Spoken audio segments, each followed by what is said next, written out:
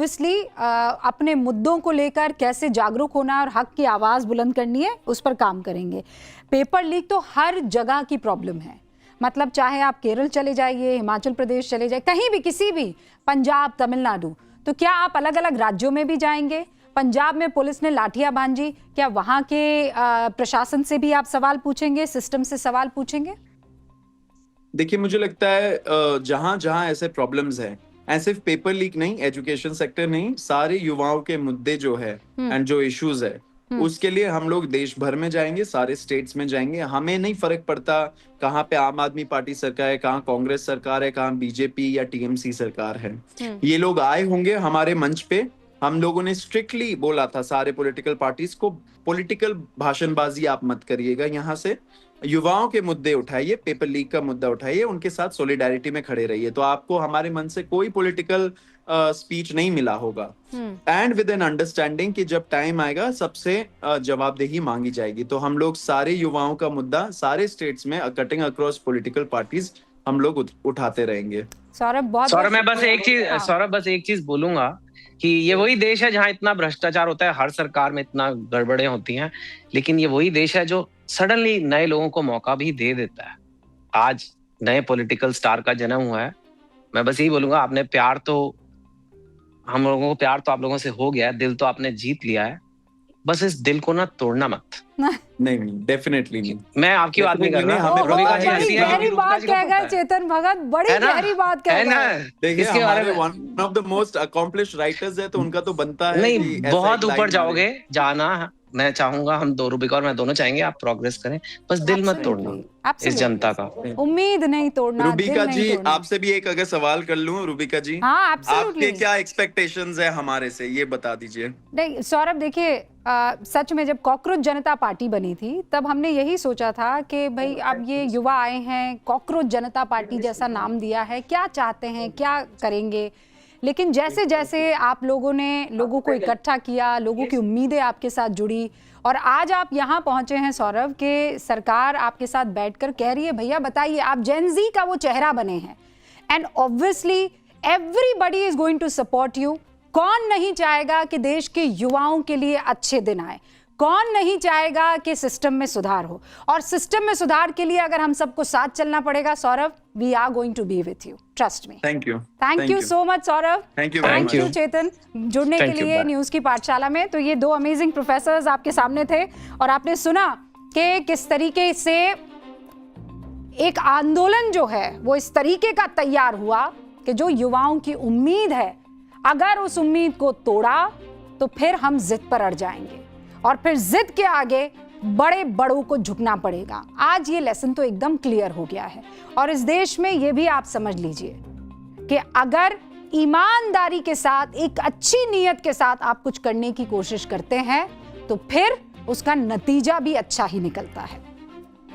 और विपक्ष जो कि चाहता था ये काम उसकी तरफ से हो जाए, वो कॉकरोच जनता पार्टी या जेन ज़ी आप कहिए, कर दिखाया है। आज खुश तो बहुत होगा विपक्ष। छात्र आंदोलन से पहले जो विपक्ष नीट पेपर लीक पर सड़क पर नहीं उतरा था, वो बहुत खुश होगा। किसी भी विपक्ष के नेता ने एक दिन का अनशन नहीं किया, पुलिस के लाठी डंडों का सामना नहीं किया।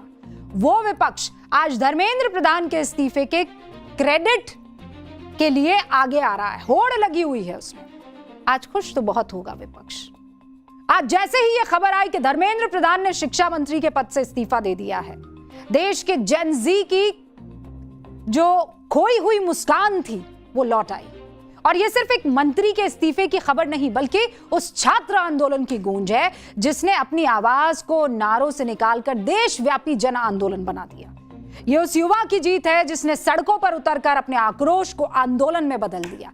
यह हर उस छात्र की जीत है जिसने लाइब्रेरी की खामोशी छोड़कर सड़कों पर अपनी आवाज बुलंद की। इस पूरे आंदोलन की सबसे खास बात यह है कि इन छात्रों ने बिना विपक्ष का इंतजार किए अपनी लड़ाई लड़ी और इस आंदोलन को अपने परिणाम तक पहुंचा दिया। हालांकि विपक्षी पार्टियों के नेता ये भाप गए थे कि छात्रों को यह आंदोलन एक बड़ी भूमिका निभाने वाला है और इसीलिए विपक्ष के कई नेता एक एक करके जंतर मंतर के मंच पर दिखाई देने लगे। लेकिन अब जब धर्मेंद्र प्रधान का इस्तीफा हो गया है तो विपक्षी पार्टी, खास तौर पर कांग्रेस, इस्तीफे का क्रेडिट राहुल गांधी को देने में जुट गई है। जबकि राहुल गांधी एक दिन भी युवाओं से मिलने के लिए जंतर मंतर तो नहीं ही गए। उत्तराखंड जरूर गए, छात्रों की गूंज जरूर की। पिछली बार 17 जून को ही कोटा में छात्रों की गूंज कार्यक्रम हुआ। फिर इसके ठीक एक महीने बाद लंबा गैप, विदेश में छुट्टियां बिताने की बात चल रही थी राहुल गांधी की। फिर 17 जुलाई को देहरादून में पहुंचे, छात्रों की गूंज पार्ट 2 किया। इस दौरान जब जंतर मंतर ये आंदोलन एक बड़ा रूप ले रहा था, छात्रों का पुलिस की लाठियों से सामना हो रहा था, तब भी राहुल गांधी उस मंच पर तो नहीं गए। हां, वो पीएम आवास के सामने धरने पर जरूर दिखाई दिए, लेकिन आज जब धर्मेंद्र प्रधान का इस्तीफा हो गया तो पूरी की पूरी कांग्रेस इसे छात्रों की जीत के साथ राहुल गांधी की भी जीत बता रही है, उसके गुणगान कर रही है। पार्टी अध्यक्ष मल्लिकार्जुन खड़गे से लेकर प्रियंका गांधी तक इसे युवाओं के साथ साथ राहुल गांधी की भी जीत बता रहे हैं। लोकतंत्र में सरकार से जवाब मांगना विपक्ष का अधिकार है और जिम्मेदारी दोनों है, लेकिन यह सवाल भी उठता है कि जब छात्र सबसे कठिन दौर से गुजर रहे थे, तब कांग्रेस या राहुल गांधी की सक्रियता उस लेवल पर क्यों नहीं दिखी? क्या संघर्ष के समय की छुट्टी और रिजल्ट आने के बाद श्रेय लेने की राजनीति दोनों साथ साथ चल सकते हैं? आज आपको देखना चाहिए कि छात्रों की जीत को किस तरह कांग्रेस राहुल गांधी की जीत बताने में जी जान से जुटी हुई है। यह तो वही बात हो गई ना, मेहनत किसी की, वाहवाही किसी और की, पसीना किसी का, लेकिन तालियां बटोरने कोई और आ गया।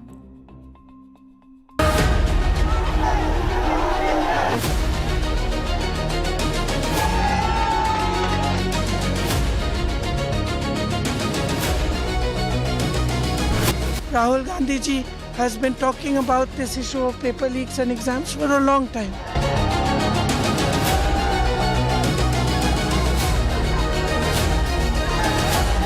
राहुल गांधी इस मुद्दे को तब उठा रहे थे जब कोई इस मुद्दे पर बात भी नहीं करता था।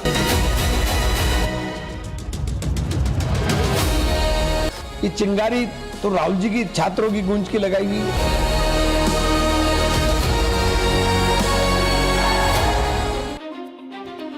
आज इस आंदोलन ने साबित कर दिया कि जब युवा अपने हक के लिए एकजुट होकर खड़े होते हैं, अपनी आवाज बुलंद करने के लिए, तब उन्हें किसी राजनीतिक सहारे की जरूरत नहीं पड़ती। इस आंदोलन ने यह भी सिद्ध कर दिया कि जब छात्र एकजुट होता है तो अपनी बात देश तक पहुंचाने के लिए विपक्ष के कंधे को नहीं ढूंढता है। लेकिन आज पूरी कांग्रेस ऊपर से लेकर नीचे तक इसे छात्रों की जीत के साथ राहुल गांधी की जीत बता रही है। प्रियंका गांधी ने इसे युवाओं की जीत बताते हुए राहुल गांधी को असली क्रेडिट दे दिया। सुनिए। We in the Congress party have tried our best to support them in the strongest way possible. Rahul Gandhi ji has been talking about this issue of paper leaks and exams for a long time. For a long time. I think it's been over 2 or 3 years that he has been raising this issue. So I think that I want to compliment him as well, because he has raised this issue and he has got the rest of us in the party, the NSUI, the Youth Congress, to not only support the students but to create a movement all across the country for the rights of students, for the reform of our education system. Priyanka Gandhi का बयान सुनने के बाद अब कांग्रेस अध्यक्ष मल्लिकार्जुन खड़गे एक post करते हैं, उसे देखिए। पहली लाइन में राहुल गांधी के कार्यक्रम छात्रों की गूंज को क्रेडिट देते हैं। इसके बाद उन्होंने दूसरी लाइन में युवाओं की जीत कहा इसे। फिर अंत में उन्होंने इसे साझा विपक्ष की जीत जो है वो बता दी। खड़गे जी ने लिखा कि भारत के छात्रों की गूंज आखिरकार अहंकारी सत्ता की दहलीज तक पहुंच गई। यह हमारे करोड़ों युवाओं की जीत है जिन्होंने देश भर में शिक्षा व्यवस्था को दुरुस्त करने के लिए सड़क पर आवाज उठाई। यह सत्य की जीत है, मोदी जी के हठ की हार है। यह उन सभी परिवारों की जीत है जिन्होंने अपने खून, अपने बच्चों को खोया क्योंकि यह सरकार भ्रष्टाचारी है। यह साझा विपक्ष की जीत है जिन्होंने छात्रों के हित में संसद से सड़क तक आवाज बुलंद की। हैरानी की बात यह है कि यही कांग्रेस कुछ दिन पहले यह दावा कर रही थी कि इस आंदोलन का असर सरकार पर नहीं पड़ेगा। कुछ दिन पहले जब पवन खेड़ा जंतर मंतर गए थे तो कह रहे थे कि जान जोखिम में डालकर इस सरकार से कुछ नहीं मिलेगा, लेकिन अब जब धर्मेंद्र प्रधान ने इस्तीफा दे दिया है तो पवन खेड़ा के सुर भी बदल गए। सोनम वांगचुक जी के स्वास्थ्य को लेकर हम सबको चिंता है और एक बहुत संवेदनहीन सरकार ऊपर बैठी है जो लोकतांत्रिक विरोध की भाषा को नहीं समझती। ऐसी सरकार के सामने विरोध का तरीका बदलते रहना चाहिए। हमें इनकी चिंता है स्वास्थ्य की, जो बच्चे बैठे हैं उनकी भी, कि आप अपनी जान को जोखिम में डालकर इस सरकार से कुछ हासिल नहीं कर पाए। इस देश के नौजवानों की, इस देश के छात्रों की, इस देश के बेरोजगारों की ये जीत है जिन्होंने धर्मेंद्र प्रधान को नौकरी से बाहर कर दिया, बाहर का रास्ता दिखाया। पवन खेड़ा सिर्फ यहीं तक नहीं रुके, अभी असली काम बाकी है। इस बयान के बाद उन्होंने आंदोलन का क्रेडिट अपने नेता राहुल गांधी और विपक्ष को दिया। पवन खेड़ा तो यहां तक दावा कर रहे हैं कि राहुल गांधी आने वाली समस्या को पहले देख लेते हैं, भांप लेते हैं। सही कह रही हूं, सुनिए। छात्रों की और इस देश के यूनाइटेड ऑपोजिशन, सामूहिक विपक्ष की एक जीत जरूर हुई है। राहुल गांधी इस मुद्दे को तब उठा रहे थे जब कोई इस मुद्दे पर बात भी नहीं करता था, तो यह मुद्दा महत्वपूर्ण है। राहुल गांधी जी हमेशा, मैंने एक बात जरूर उनके बारे में देखी है कि वो आने वाली समस्या को बहुत पहले देख लेते हैं, भांप लेते हैं, समझ लेते हैं। वो इस बार भी यही साबित हो। कांग्रेस इस बात को नजरअंदाज कर रही है कि इस आंदोलन ने यह साबित कर दिया है कि जब युवा खुद अपनी लड़ाई लड़ने का फैसला करते हैं, इसके लिए किसी सियासी दल के नेतृत्व की जरूरत नहीं पड़ती है। पेपर लीक से छात्रों का गुस्सा पहले से ही उबाल पर था। इसके बाद सोनम वांगचुक के अनशन और प्रदर्शनकारियों पर पुलिस की लाठीचार्ज ने इस आंदोलन को और व्यापक बना दिया। लेकिन कांग्रेस के नेता इसे राहुल गांधी की जीत बताने का KRA पूरा कर रहे हैं। हमारे नेता राहुल गांधी के आगे झुकना पड़ा। मतलब पहले तो आंदोलन का क्रेडिट सबसे पहले खींच लो, माननीय राहुल गांधी को फिर दे दो। सोनम वांगचुक, अभी कुछ देर पहले हमने पप्पू यादव से बात की। क्या कह रहे हैं वो कह रहे हैं कि सोनम वांगचुक जो है, उनका तो डील हो गई थी उनकी बीजेपी के साथ। सोचिए आप, साजिश बता दी, लेकिन क्रेडिट पूरा राहुल जी को जाना चाहिए। ये क्रेडिट इनको कैसे दे दें? इमरान मसूद भी कुछ ऐसा ही कह रहे हैं, सुनिए। ये आंदोलन राहुल जी ने जब स्टार्ट किया तब किसी को अंदाजा में नहीं था। ये चिंगारी तो राहुल जी की छात्रों की गूंज की लगाई हुई है। पिछले 6 महीने से हम लोग लगे, अभी एक बड़ा आंदोलन का रूप ले गया। हम इसीलिए छात्रों की आवाज को मजबूती के साथ अपने आप को एक सीमित उसके अंदर रखकर उठा रहे कि यह आंदोलन किसी भी सूरत में निर्णायक स्थिति के बिना समाप्त न हो। देखिए, कांग्रेस तो यही चाहेगी कि उनके लीडर की बात हो, लेकिन असलियत यह है कि जेनजी की ताकत आज पूरे देश ने देख ली है। अब आगे बढ़ रहे हैं और आज ये मॉरल साइंस की जो क्लास है, कड़वी है, सच्ची है, कटु है पर सच्ची है। एक शब्द होता है नैतिक जिम्मेदारी, है ना? नैतिक जिम्मेदारी समझते हैं, मॉरल रेस्पॉन्सिबिलिटी। और एक शब्द है नैतिक दबाव, यानी मॉरल प्रेशर। ऊपरी तौर पर ये दोनों शब्द लगते तो एक जैसे हैं, लेकिन लोकतंत्र और राजनीति के तराजू पर इनके माने बहुत अलग हैं, बिल्कुल अलग है। 12 मई 2026 को नीट का पेपर लीक हुआ, परीक्षा रद्द हुई। अगर धर्मेंद्र प्रधान उसी वक्त इस्तीफा दे देते तो इसकी डेफिनेशन क्या हो जाती? नैतिक जिम्मेदारी की। लेकिन बात तो बहुत आगे बढ़ी, या यूं कहें कि बात बहुत बहुत आगे बढ़ी, और अब उन्होंने इस्तीफा दिया। तो ये नैतिक जिम्मेदारी थी कि नैतिक दबाव था? नैतिक दबाव। जब देश के हजारों छात्र सड़कों पर उतर आते हैं, जब साल साल भर की मेहनत एक रात में टेलीग्राम पर नीलाम हो जाती है, तब सवाल सिर्फ सिस्टम पर नहीं उठता। सवाल उस कुर्सी पर बैठे शख्स की नीयत और नैतिकता पर भी उठता है। धर्मेंद्र प्रधान ने यह कई बार कहा कि सिस्टम में गड़बड़ी हुई है और मैं इसकी नैतिक जिम्मेदारी लेता हूं, लेकिन सवाल वहीं अटक रहा है। कहा, अगर जिम्मेदारी ली तो पद क्यों नहीं छोड़ा?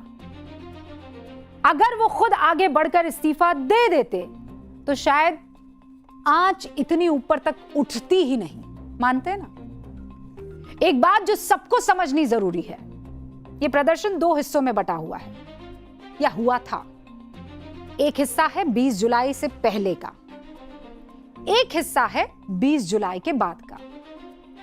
20 जुलाई से पहले का हिस्सा वो है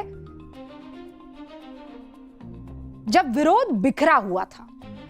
अलग अलग शहरों के कोचिंग सेंटर के बाहर छात्र छोटे छोटे गुटों में नारेबाजी कर रहे थे। सोशल मीडिया पर हैशटैग ट्रेंड करवाया जा रहा था या हो रहा था। राज्य जो है याचिकाएं दाखिल हो रही थी। यानी 20 जुलाई से पहले ये आक्रोश छात्रों का अपना अपना दर्द था, साइलोज में, टापुओं में था। लेकिन 20 जुलाई के बाद तस्वीर बदल जाती है। छात्रों पर लाठियां जब चलती है, सोशल मीडिया की ताकत उसे संगठित कर देती है, इकट्ठा कर देती है, मजबूत कर देती है और फिर धर्मेंद्र प्रधान का इस्तीफा हो जाता है। एक मंत्री के इस्तीफे से ज्यादा अकाउंटेबिलिटी सेट हो जाती है। मैं ऐसा नहीं मानती कि जंतर मंतर पर जो भी जेन्युइन छात्र या नागरिक अपने मुद्दे उठाने पहुंचे वो सिर्फ और सिर्फ धर्मेंद्र प्रधान का इस्तीफा लेकर या लेने वहां पर आए थे। ना, मैं नहीं मानती। इस्तीफा साधन था। साध्य क्या था? जवाबदेही, अकाउंटेबिलिटी। यह विरोध सिर्फ एक परीक्षा या एक मंत्री तक सीमित नहीं था। यह बरसों से दबे उस फ्रस्ट्रेशन का गुबार है जो सिस्टम की नाकामी से पैदा हुआ। और इसीलिए यह बहुत जरूरी है कि सिस्टम में लापरवाही हुई, भ्रष्टाचार हुआ। भ्रष्टाचार के लेकिन 2 पहलू, एक जो रिश्वत लेता है और एक जो रिश्वत देता है। रिश्वत लेने वाले को जेल भेजा जा सकता है, लेकिन इस मामले में जिसने रिश्वत दी है उसको गिरेबान में झांकना होगा कि नहीं? उसे रिश्वत देने से खुद को रोकना होगा कि नहीं? जब दोनों तरफ से लड़ाई पुख्ता होगी तभी भ्रष्टाचार खत्म होगा। कड़वी है।